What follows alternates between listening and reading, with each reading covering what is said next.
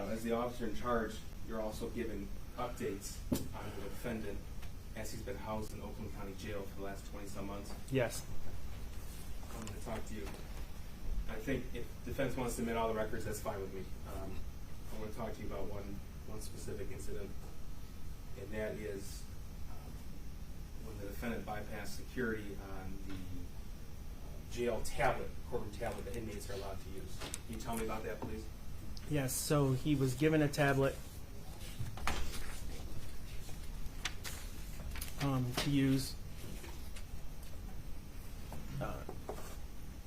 GED, there's several reasons that they're allowed to use it for. And he was able to access the internet on it and immediately went to a website that we know to be about real death, killings. So this is a website, we're not going to name it. And Detective Wroglowski from Computer Crimes, he'll be here later to testify in more broad terms about the forensic download. But the particular website that he immediately looked at, and he bypassed security on the Oakland County Jail tablet, that's the same website that he had reviewed hundreds of times before the shooting. Yes. And that website features death, gore, and videos of animals being boiled alive, school shootings, things that people upload to that website. Yes, real life torture, death. Executions. Yes.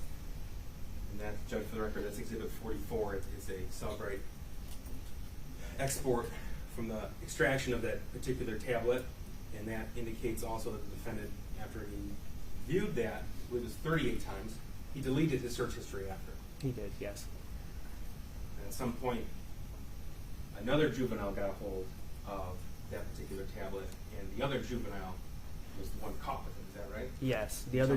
The other juvenile was, after the defendant was done with it, they gave it to the other juvenile. The other juvenile was Instagram living from inside of his room. Our investigators became aware of it, and that's how we tracked it back. And the defendant was interviewed about this incident, and he's the one. He admitted to being the one to put in the password. Yes. And he admitted to he admitted to not being able to resist himself to go on that particular website. That's correct. He was asked about it. Obviously, was concerning that he accessed the internet. So a investigation was conducted, and he admitted to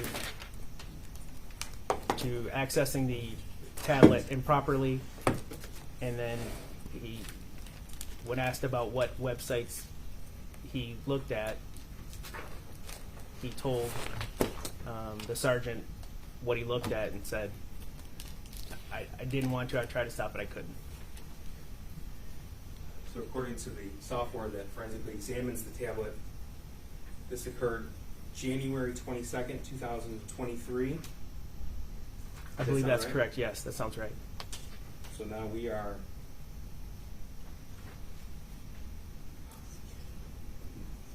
16 months past the shooting, and he's still looking at the violent content?